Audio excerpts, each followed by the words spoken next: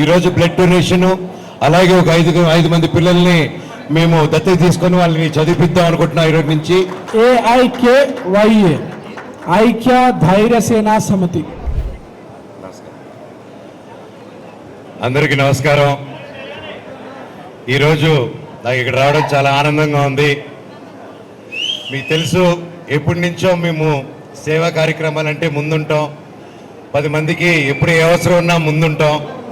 నేను కానీ,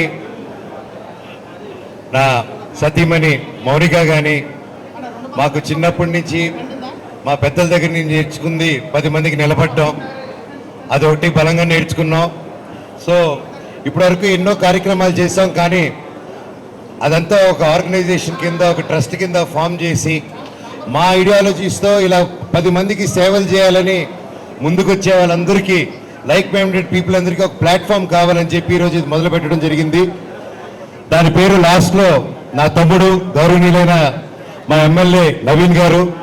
సో ఈయన ఆ పేరు అనౌన్స్ చేస్తారు. బట్ దాని ముందు మోనిక గారు 4 మాటలు మాట్లాడమంటున్నాను, ఎందుకంటే ఇది ఆవిడ ఐడియా.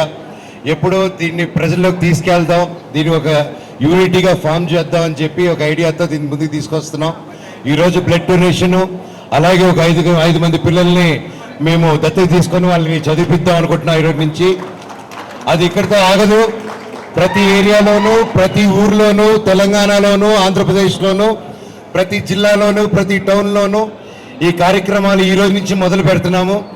అండ్ మాకు జీవితంలో ఏదైనా గెలుపు ఉందంటే ఈ ఆర్గనైజేషన్, ఈ ట్రస్ట్ ఎన్నో లక్షల మందికి, కోట్ల మందికి ఉపయోగపడిన రోజున జీవితంలో మేము సక్సెస్ అయినట్టు.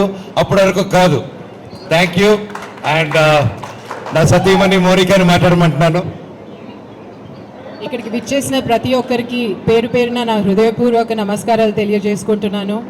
వేదిక మీద ఉన్న పెద్దలకి, వేదిక ముందరున్న మా కుటుంబ సమయాలు అయిన మీరందరికీ నా హృదయపూర్వక నమస్కారాలు. ఈరోజు ఒక మంచి మనసుతో నేను, మనోజ్ గారు ఒక ట్రస్ట్ ఆర్గనైజ్ చేసి ఇలాగా మీ ముందరికి రావడం అనేది నిజంగా అంటే పైనున్న మా తల్లిదండ్రులు దీవెన.